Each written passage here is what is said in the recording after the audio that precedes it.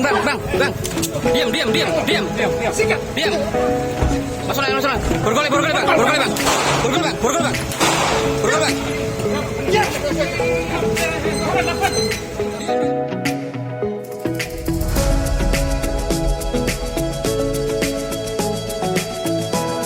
Laporan bahwa ditemukan sesosok mayat perempuan usia 60 di tanggul irigasi atau jalan pintas yang diirigasi. Yang pertama kami sampaikan apresiasi ini karena memang tidak ada saksi yang bisa kita minta keterangan di awal. Dalam arti kita dari olah TKP, kemudian memeriksa saksi baik dari keluarga korban, kemudian sekitar lokasi, dan kami mengucapkan terima kasih dengan data fakta yang ada di lapangan, kemudian kami konstruksikan terhadap peristiwa yang terjadi kurang lebih pukul 1 dini hari tersebut. Motif ini setelah kita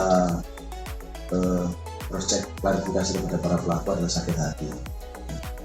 Para pelaku sakit hati ini kita sampaikan nanti saat ini kasat serse para pelaku dan yang lain, mereka saat sakit hati kemudian merencanakan peristiwa ini.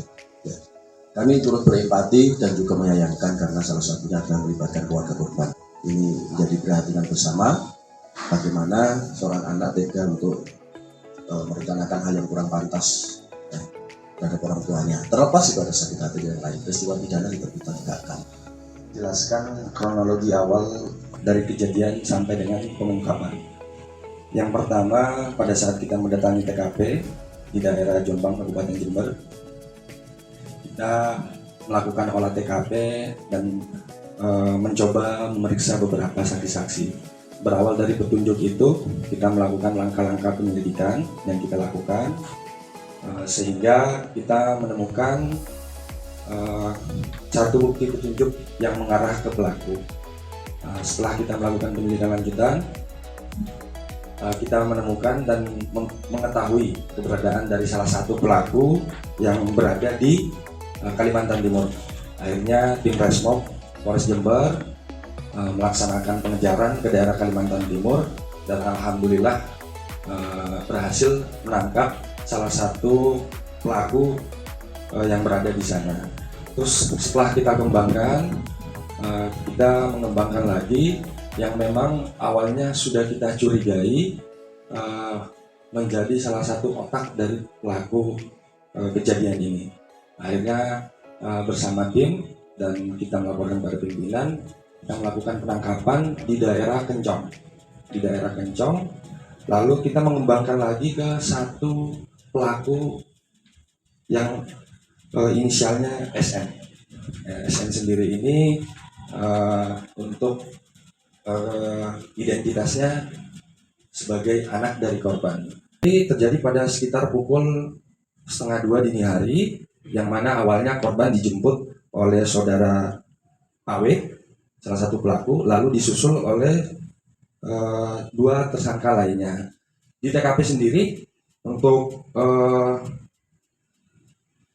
perencanaan yang dilakukan oleh para pelaku ini, untuk eksekutor pertama yaitu saudara SA yang menggorok lehernya, lalu dua pelaku lainnya memegang tangannya dan mementungi kepalanya pakai gagang sabit.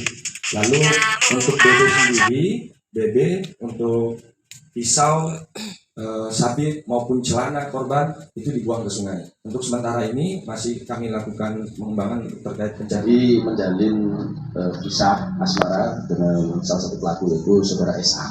Ya, kalau KTP-nya di Lumajang tapi sehari-hari 3 orang ini ya, yang kami ulangi, SA ini KTP-nya di Lumajang, kemudian saudara AW ini adalah Mojokerto, ya, Magersari Mojokerto. Kalau si SN, si putri ini tinggalnya di daerah korban di Kencong. Jadi korban ini baru 1,5 bulan setelah merantau kerja sebagai ART di Surabaya, dia pulang dan bergabung dengan penumpang di rumah putrinya, yaitu saudara SN yang terlibat dalam peristiwa ini. Sakit hatinya adalah saudara SN ini menjalin kisah asmara dengan saudara SA. Jadi antara Buddha dan Janda dengan masing-masing keluarganya, anaknya maksudnya, ya mereka menjalin kisah asmara namun ditentang oleh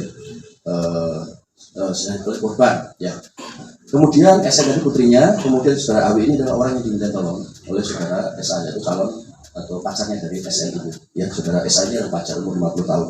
Jadi ditentang oleh korban. Intinya ingin memberikan pembelajaran, namun yang bersangkutan sudah membawa alat senjata tajam. Gitu. Jadi apapun terserah alasannya, tapi yang bersangkutan sudah membawa alat penghabisan, yaitu satu bilah pisau dan juga saudara AW juga membawa sabit, gitu ya. Nah, kemudian dari sabit sendiri yang pertama adalah otaknya adalah saudara SA. Ya, dia yang meminta izin pada putrinya, kemudian meminta bantuan saudara AW untuk membantu. AW ini adalah laki-laki yang umurnya kurang lebih 53 yang warga Mojokerto tadi itu. Jadi mereka sudah bersepakat. Hari korban ini diboncengkan oleh saudara AW karena sehari-hari antara korban dan AW ini sudah mempunyai satu kerjasama dalam menagih hutang. Jadi korban ini mempunyai pinjaman ke beberapa tempat, nah saudara AW ini yang mengantarkan. Jadi dia percaya ketika nanti diajak, nah itu disitulah sudah ada suatu perencanaan, titiknya pun sudah direncanakan, pertemuannya ketika membawa itu sudah diikuti. Kita melakukan CCTV-nya di mana mereka ada berdiri, namun korban tidak tahu kalau diikuti. Nah, jadi situlah kita sudah bisa menyimpulkan ada suatu bentuk perencanaan, makanya pasalnya adalah 338, 339, 340, dan juga dijuntukan pasal 55 ayat 1 di mana itu merangkum semua baik dari yang merencanakan, menyuruh lakukan, melakukan, dan juga yang turut serta. Nanti kita rangkai di situ, nanti akan jelaskan waktu penyusunan berkas kepada kejaksaan. Jadi itu ya.